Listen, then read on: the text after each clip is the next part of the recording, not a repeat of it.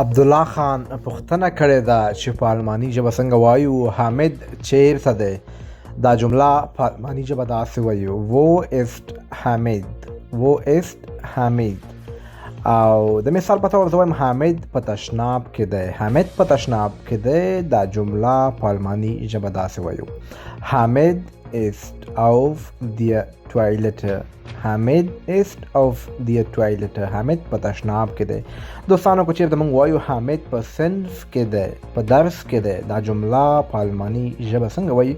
تاسو عبدالله خان ته ووایئ چې ستاسو هم زده کړه وکړي او د ده به هم زده شي. که غلطه وي زه بېرته په کمنټ کې صحیح کړم.